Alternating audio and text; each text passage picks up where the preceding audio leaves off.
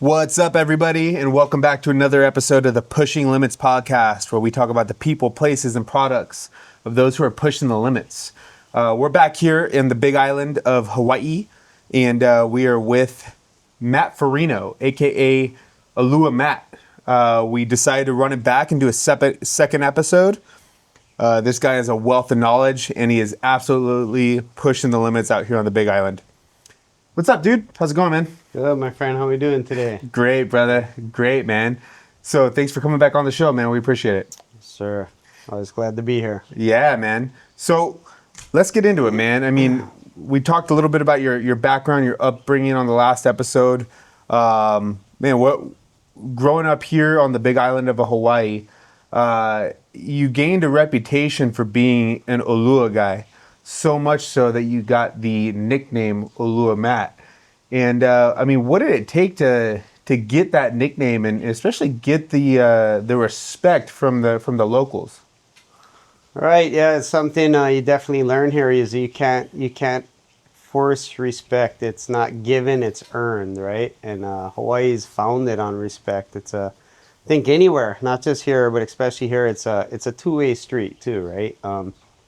Just doing what I do, being who I am, being genuine, and my love for the ocean, my passion and the addiction for Ulua fishing, as many and most Ulua fishermen know. But at a young age, that's all I wanted to do, you know. And I know a lot of people here can relate growing up, whether it's free diving or spear fishing or Ulua fishing, and even in high school getting into girls, discovering and learning girls. If it came down to go Ulua fishing or on the prom date, I was going fishing. It was kind of and that's not the first time I've heard a relatable story to that. So just being young is a hammer, if you will, just catching a lot of big fish and being out there on the rocks, putting in the extra work. We talked about that, you know, going off the beaten path and hiking and putting the work in, and more times than not, you're going to find it pays off, right? You go the extra distance, go the extra mile, work harder. And I was always willing to do that. So there was a lot of uncles, Hawaiian local uncles, that were always amazed by my catches. Big uluas, sometimes the smaller reef fish that we love to eat, that are cherished by the Hawaiian people for luau's and parties, you know. Becoming a waterman in Hawaii and getting labeled that is very a privilege, you know. It's an honorable thing. And from a young age, I was able to utilize the ocean as my refrigerator, my resource, you know. Not having a lot of money, I don't like to ever say that we were poor. We're rich beyond measure. Yeah, money's not everything. So even as a young kid, not having money, I mean, I struggled and worked to save money. I could only buy 5 circle hooks at a time for Ulua fishing, right? The Ulua lead, octopus. Now in my last tournament, me and my partner got 25 in one day. Back then, I used to have to buy one, and I cut it into 4 pieces of bait, 2 legs on each one, because I didn't have money. Not so much as being poor, right? But being able to go to the ocean and spearfish, and my mom loved uhu, or a parrotfish. That was her favorite thing. So for her birthday and Christmas and any of those days, I would go catch them, clean them, and cook them. You know, I'm Italian background, born and raised in Hawaii, and I love to cook. My mother taught me to cook, but ever since I was a kid, being able to cook for her, my catch from the ocean is some of the best gifts you could ever give, right? Yeah, that's incredible. My Hawaiian family watching me as I grew into Ulua Matt, because it wasn't right away. It was later in life that I got the nickname.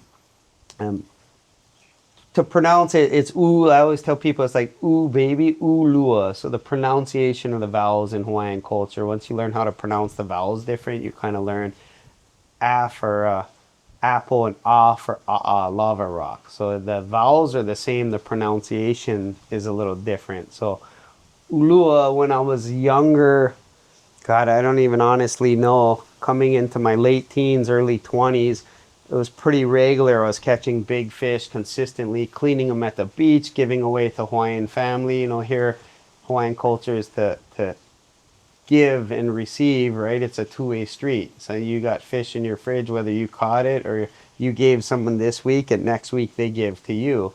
And so a lot of the aunties and uncles, once they become older that cannot get fish, it's really special to me, for my mom, for my aunties, whatnot, to give them fish. And eventually some of the multi-generational fishermen, Hawaiian core fishermen, that nicknamed me Ulua Matt. And it just kind of stuck, because there's a lot of guys were Ulua fishing, and here's this young kid again, like we talked last time. I had this rabbit.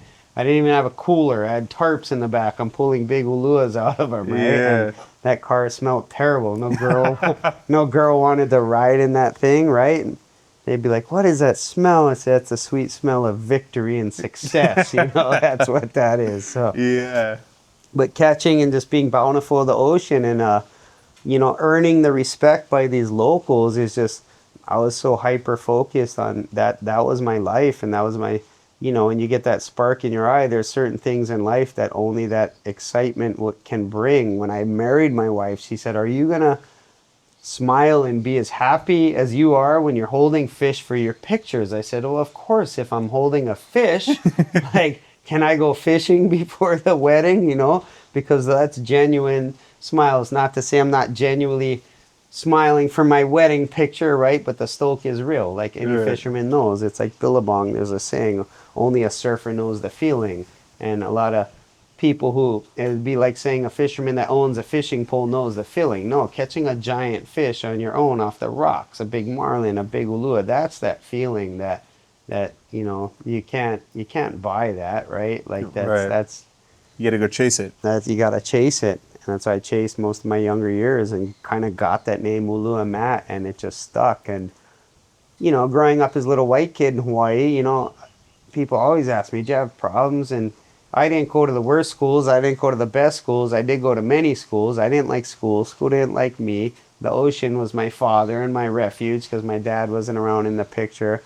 But learning the found respect for the ocean, that's where in the Hawaiian culture and people kind of gain the respect for me. That hey, this kid, like, he's right on. He goes and learned all this from opihi to all the stuff it has to offer. It's countless here, right? There's crabs and shellfish, and in the reef there's fish here like the threadfin, the moi. Only the royalty and elites were allowed to eat them back in the day. Really? They were kapu, or restricted for the kings and the li'is and stuff. And some of the valleys where, like, Kamehameha grew up as a child. I caught a moi in there. I've caught many fish that were record fish, but I don't chase records, They get eaten, and we tell fish stories about them, right? Like, I've caught fish in there. It was over 10-pound moi, and a record's 10-pound, 2-ounce. Is using a whole live prawn for it in front of the river mouth. Very, very spoiled, fortunate, and blessed to call this my refrigerator, yeah? It's incredible. It's a tough question when people ask me here, fishermen from around the world, "What's your favorite fish?" I'm like, well, you got all the reef fish. You got all the pelagics. You got all these bottom fish. And every one of them just have top tier fish. Today we had those poke bowls, and we have the cleanest ocean on planet Earth, the cleanest air. All these different species of fish we have, there's half a dozen to 10 different species of bottom fish, and every one of them are out of this world. It's really hard to say any of them are any better than the other. You can macadamia nut crust almost any of them, and you ain't ever had any fish like that. Right. It's on another level. So, and so you also do a lot of cook and catch, and that's one of the things that you like to highlight for your guests. And talk to me about that. Yep. So I do some custom private charters. Mostly, I don't advertise this stuff. It's not something you can go and just book online. We talked a little bit about liquidhawaii.com. That's my kind of bread and butter snorkel company, because it caters to everybody, right? This is where I meet a lot of my clients, because the husband comes with the wife and they got their 2 kids or whatnot, and then we start talking story. And then it's like, "Oh, you dive, or you dive?" And then it's, "Oh, what's your favorite fish?" or whatever. I'm like, "Man, you have no idea. You start asking me the wrong questions, you're going to get yourself in trouble with the wife. I'll take you off on a 3-day camping mission. Maybe that's your your next adventure, right? But the platform, Liquid Hawaii, that's how we meet. We go and see manta rays, swim at nighttime. That's the number one thing to do on the Big Island. Today, getting to hold octopus or snorkeling the reefs. You know, every trip people come, that doesn't get old. Every time people come here, I have clients that own homes out here, and they are looking for a sister or a brother or a friend to bring, and they'll do it over and over, because a lot of this stuff, words do no justice, right? Anyway, that's where I meet them and start talking about, hey, like, you want to go camp on the shoreline and go spearfish, and we'll catch it together, and I'll chef it up, and I'll show you how to do it. We did a little lesson real quick, how to slice up a pineapple, right? Do it all. Show us Crack how it's open done a here in Hawaii. coconut, you know, and the simple things of life, but that's living in paradise here in Hawaii, right? We're so fortunate. When I get clients, it's really kind of catered to the client, private around them. It can be different experience every single time, but ideally, as much time as you can get here is the best way to do it. We can do a night on the boat, take a break. Another island tour is kind of my next big thing. That's where we really spend time to get to know each other. If we can spend 12, 14 hours together, we cover half of the island. We go through 5 different geological climates. We kind of, I do a lot of explaining as we go. We start in the desert. We go to rolling grass hills, the pasture lands of the Parker Ranch area, where it's cattle country, waterfalls, botanical gardens, rainforest, end up in the lava fields on the other side of the island. The newest land in the world right now on planet Earth is on the east side of the Big Island. That's where the east-south, where the lava flows made it down to the ocean and created new land down into the ocean. So there's massive black sand beach down there. Really? And there's a boat ramp, Pohoiki, where I grew up fishing as a kid. And one of my very best friends, he's a commercial fisherman, that's all he does. And I have the privilege and honor once in a while to jump on the boat and go with him, because that's all he does all his life. You know, he's one of the best fishermen I know.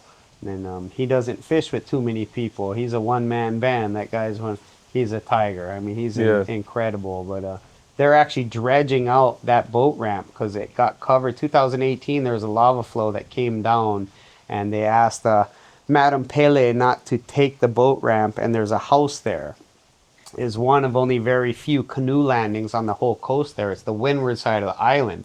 So there's only a couple nooks and crannies that they could launch the canoes and stuff. And this is like, the old Hawaiians knew everything, right? And we ended up putting the boat ramp there where one of the very few canoe landings was. So they pleaded with Madam Pele, the fire goddess, when she was erupting, not to take the boat ramp. And with any woman, you got to be careful and specific what you ask for, when, how, why, right? So she didn't take the boat ramp or the house. She surrounded everything around it.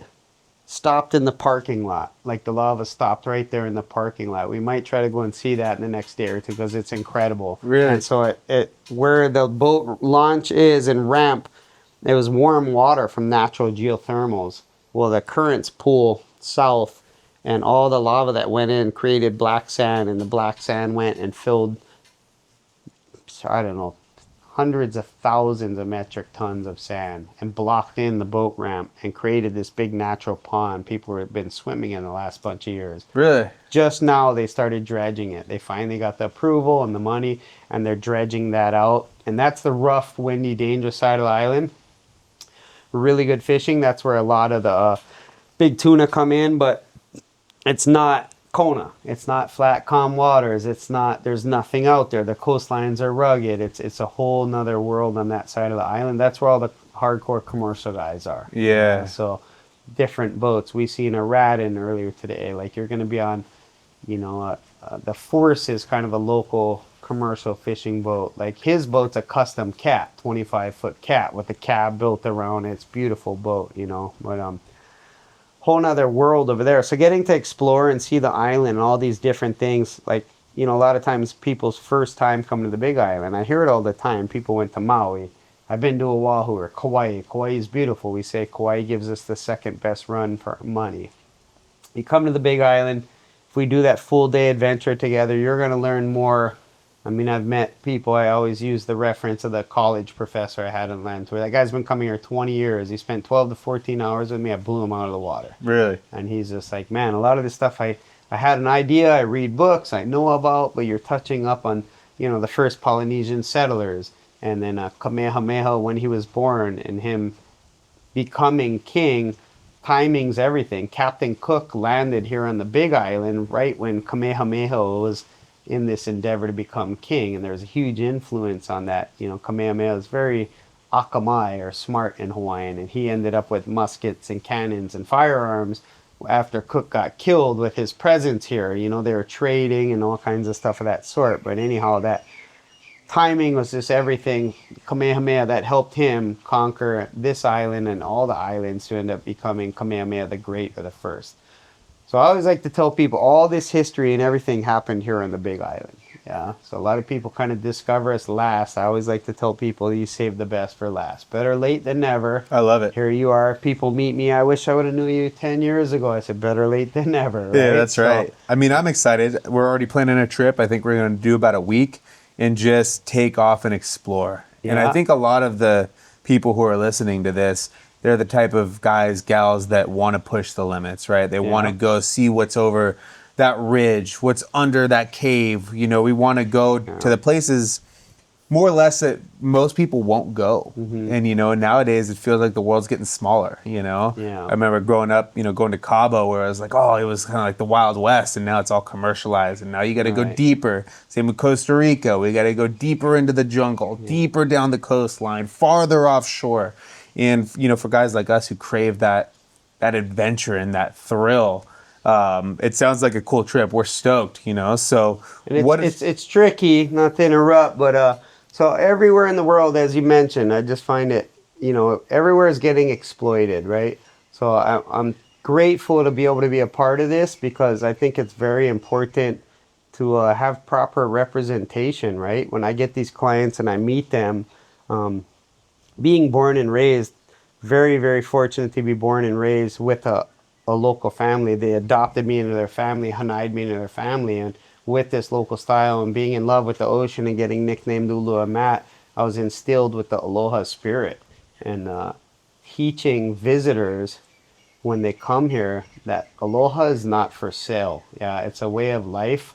It's a lot of people think it's just a word, a hi and bye, aloha, come and go, and utilize our resources. And it's helping me to have this Liquid Hawaii platform to teach people respect. It's all about respect. That's how I got nicknamed Ulua Matt, right? Right.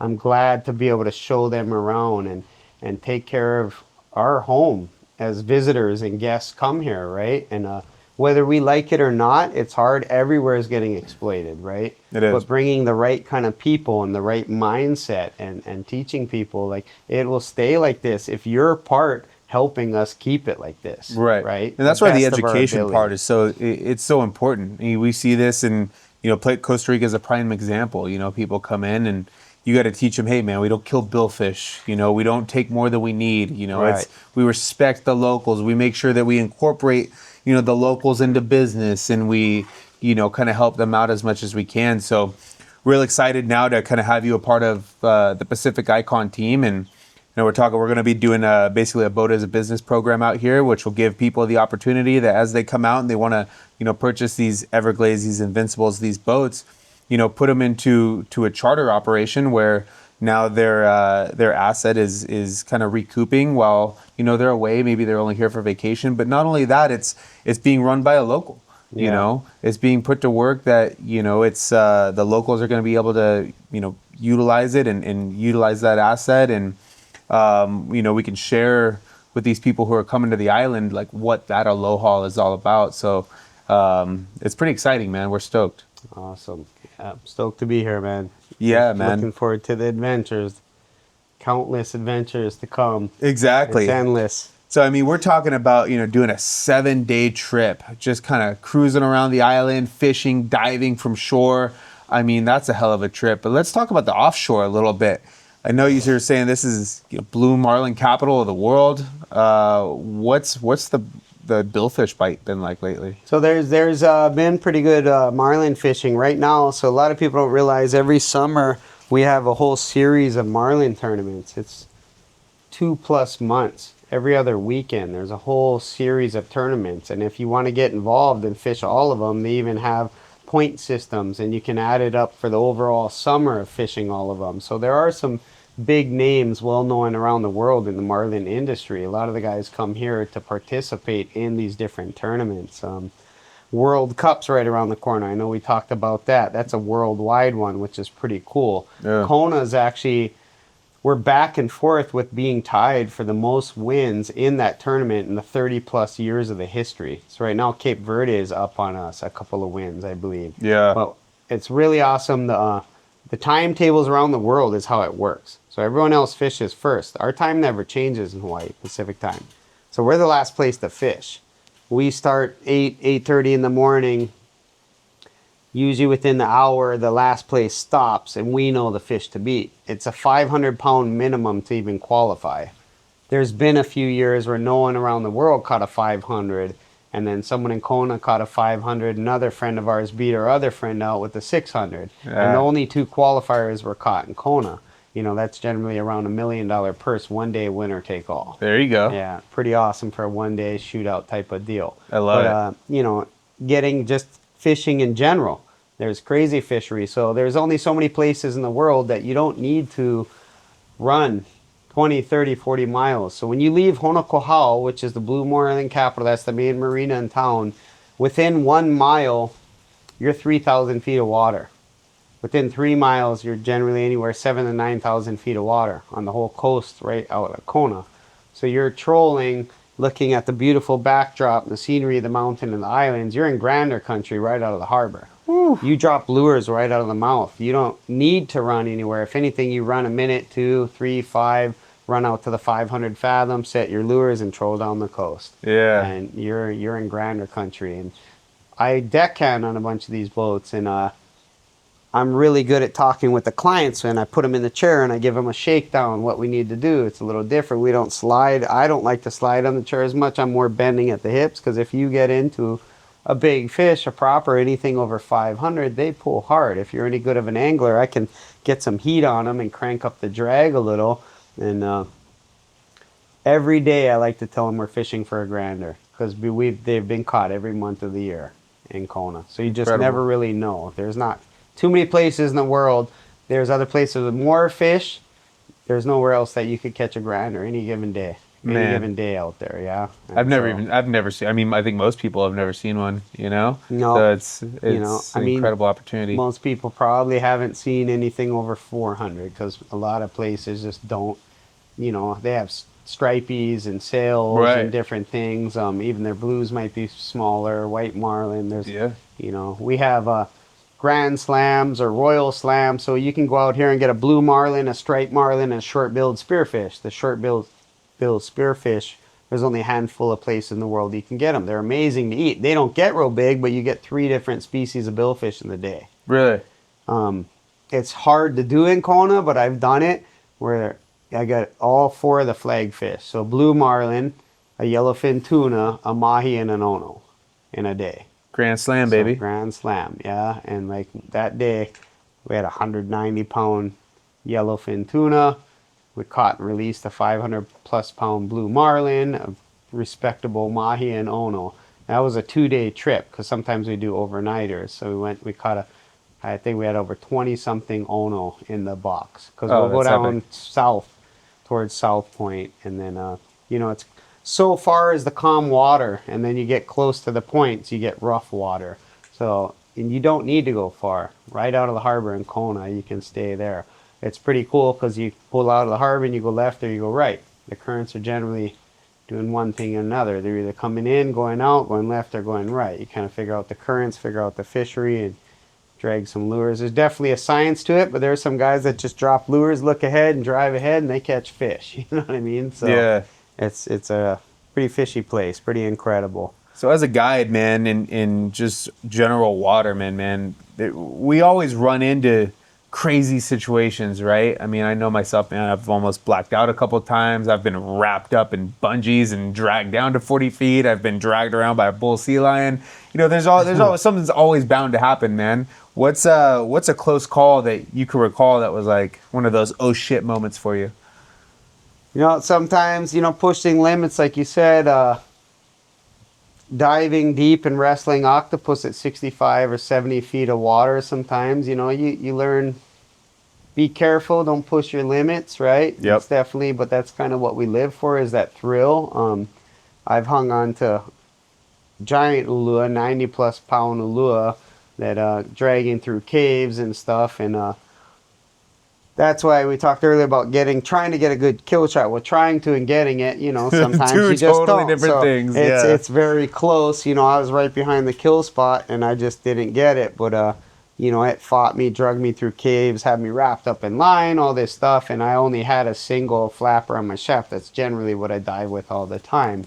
And I ended up breaking the flapper off, and I seen it. I watched it pull right off my shaft, shake the shaft, and swim out and swim off. And I know the area so well. I've checked every ravine, every cave, every hole. I spent almost 3 hours trying to look for that thing, and it was gone. When I seen it swim off, it wasn't bleeding. It wasn't like, it was right behind the brain kill shot. So it was through the meat, through both shoulders, and just where the shaft was positioned. It actually didn't bend the shaft that bad, ripped the flapper off, shook it off, got out, and took it out. And it's a good long story, but that was a close call, pretty incredible. I was actually backing up a charter that day and had no intention on shooting Ulua. Like I said, I like to catch them on rod and reel. Yep. There was probably 20 in the hole that day. I told them, take your time. We approached the hole. I could see down deep, and they're kind of cruising out. They already felt our presence. So I'm like, take your time, go slow, approach the front, and take a good shot. And he went down, and he's excited. So the first one that swam out of the hole he shot was like a 9-pound papio, and that there was probably 20 fish. There's a bunch of 10 to 30 pounders in there, a handful of 30 plus to 50s. Right around 60. There's a bunch of good size ones in there. And the one in the middle is this, even though they're a white ulua, they can change their colors. They'll be real dark or shiny white sometimes, depending. And he's super dark. And it was a slob. I seen him. I was like, 90 plus pound ulua, giant ulua. And when he shot his 9-pounder, it came out of the cave and tried to eat the ulua out of his hands. Charged in on it all aggressive, and then kind of seen him kind of spooked off a little, went back in the cave. All of them are swimming out the back. I was laying on the back watching them swim out, just lining my gun on them. I had no intention really to shoot one until I seen that slob come out. It would have been my personal best, biggest fish, and that's why I went ahead and took the shot. Will they usually come into like chum or bait or? Sometimes they will, but I mean, the best way to hunt them, like I talked a little bit before, is like finding their houses and holes and kind of knowing where they're at, creeping up on them into the holes, and they'll, if you don't spook them, they'll come out and swim up at you and give you a good shot. That's kind of one of your best. You want to get a kill shot. Other than that, and I usually don't like shooting them in the caves and holes because I'm trying to chase them on rod and reel. Every once in a while I'll take one. I always eat them, love eating them. Right. But when you're getting good downtime and good breath holds and even just diving out in the open. So everything here is stalking. I like to tell people that hunt, that love hunting. Yeah. It's the best hunting in the world. I can have 3, 4, 5 different opportunities on different species of fish on one breath hold, but every hunt is one breath hold at a time. Yeah. Whether it's a minute, 2 minutes, more, depending on where you're at with your breath holds and your depth and everything. So it's a lot of skill and ability of learning yourself and your breath hold and how you're feeling that day, right? Preparation, if you're going to go on a serious spear dive, hydrating and eating right and preparing. It's a long day. That's a huge part of it, because people don't realize how much diving takes it out of you. Yeah. I mean, if you're doing smoked. consistent, 1 to 2 and 3 minute breath holds all morning long, you feel like you've ran a triathlon by the end of it. Right? Oh yeah, you start cramping up, and it's always at the worst time is when you're fighting a fish. Those calves start to cramp up. Those big uluas are so strong. I've been on a dive. I went out on my third drop. My second drop, shot a big uhu, and I gut them and chum the guts and the gills and clean them in the water. Yeah. They're a little easier to clean in the water. You don't got to deal with that stuff when you get out. And it always brings in the big eye emperor fish, the moo, one of my favorites. They actually have human molars in their jaw. They eat crabs, crustaceans, stuff like that. They're one of the sought after fish on the reef. They are one of the more tricky fish to shoot and hunt. Well, you get their curiosity. I chum the guts and everything, and I seen the moo. I did a good drop. I'm on this pinnacle. It's deep drops on either side, but I'm dropping on a pinnacle, not real deep, probably about 45 feet of water, and sitting on the pinnacle, it drops all around me. And I never seen the Ulua till I was down there, but the Ulua seen me. So point a little story, when they come in on me when I got a good drop or breath hold, like if they happen to see you when you're already down, if you make a drop and see them, they're generally gone. They're out of there. Right. They're not even. If you make a good drop and they might see you from far, or you're just down there kicking up sand, trying to grunt or call fish in, then they'll come in on you. Will they come into flashers at all? Sometimes flashers, but they're super curious as long as they're not startled. Yeah. So like that fish, it swam along the ledge, seen me, swam towards me, checked me out, went down the ledge, just like this ravine out to the deeps where it's a sheer drop off. Came at me, went, dropped the ravine, went down, and I thought it was gone. I'm still down there, kicking up sand, grunting a little bit, and he turned, and I could see him real far away, a silhouette. Well, he turned around and beeline straight to me from really far away.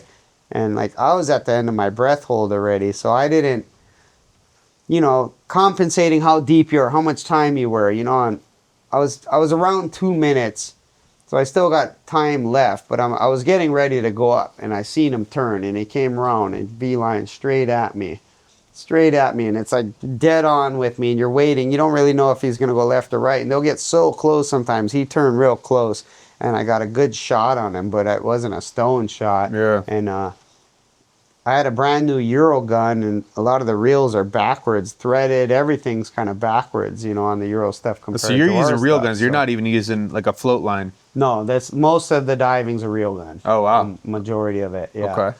And depending where you're at, if you're close to the boat, if you're far south, really kind of depends where you're at. But more times than not, I'm out in the back country. There's nobody around. There's not even really boats. There's no people out there. There is a law and a rule that you have to have a diver down flag and buoy and tagline. And, whether I agree with it or not, I feel that if something happens to you and you don't have a diver down flag, it should be on you. Right. The rule is you're supposed to have one. I have plenty of friends that have buoys and flags. I've been run over for a boat, and none of those boats ever stopped to check if they were okay. No. They ran their stuff over, and if they even noticed, they ran it over. They just kept going, right? They're kind of out of there. But so anyway, that reel being European, it spins backwards. Like you got to flip the gun over with the handle and everything. But if the line, the wheel's not loosened up enough, the way the reel's pulling the line out, tightened the nut. Tightened it so hard it seized up. So I'm going up to get air. I barely get a breath.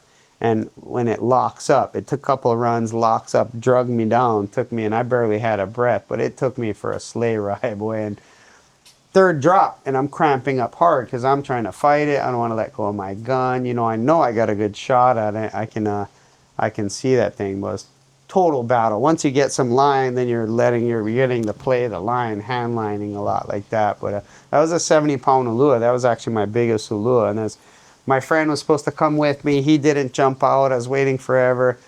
He's actually a big game hunter from Alaska. Owns an awesome.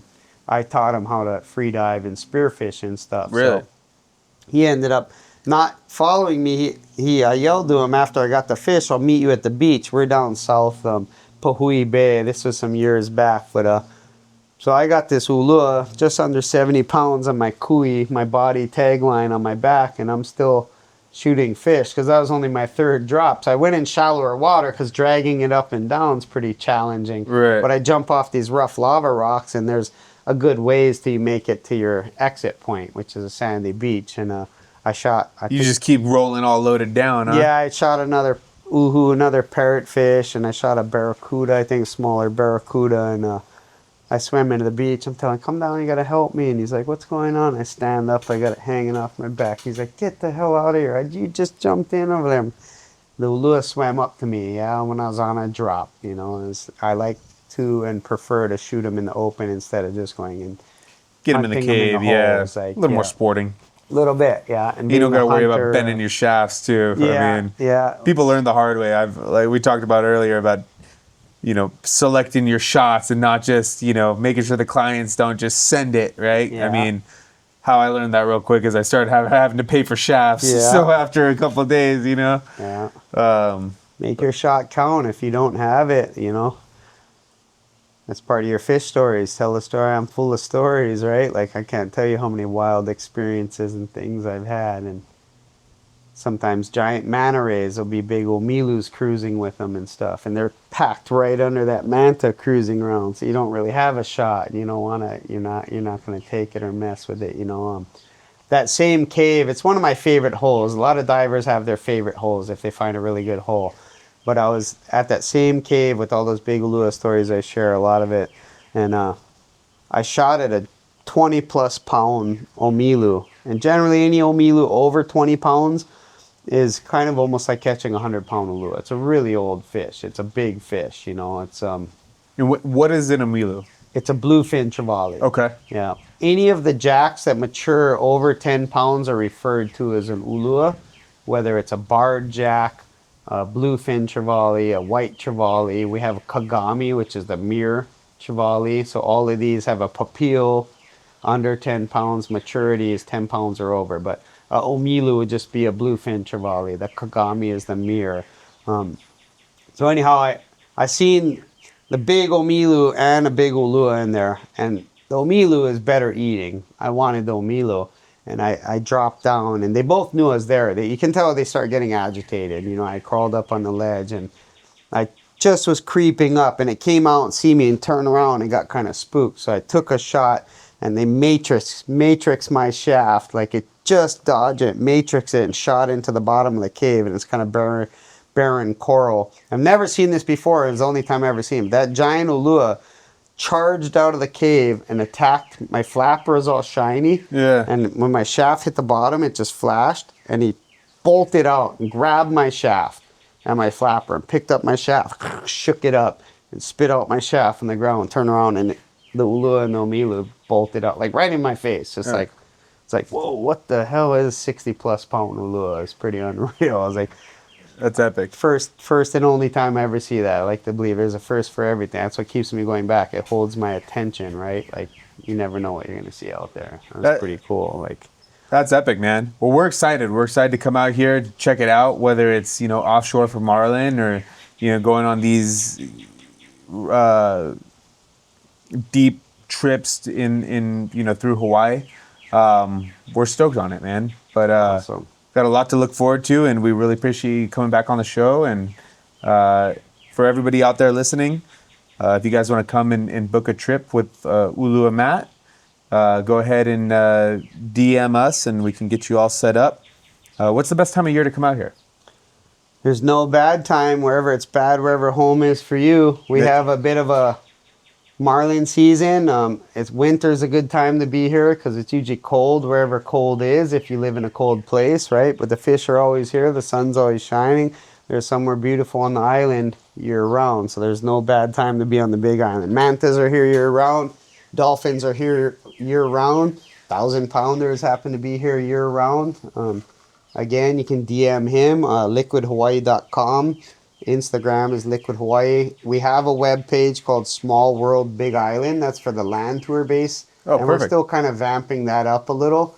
You do got to call in order to inquire or book. You can't book direct on that because that's very private. It's one-on-one. It's with me, getting to meet and greet with me, Yep. see the island, learn the experience, stuff like that. Liquid Hawaii, I got an awesome team backing me up, and they're able to start running that without me there so that I can focus on these private excursions. Yeah, so. Epic, man. Well, if you guys are ready to push the limits, go ahead and hit up Ulua Matt and come and check out the Big Island. Thanks for coming on, brother. Good. Yes, sir. Aloha. Yeah. Thank Aloha. you, brother. Yes, sir.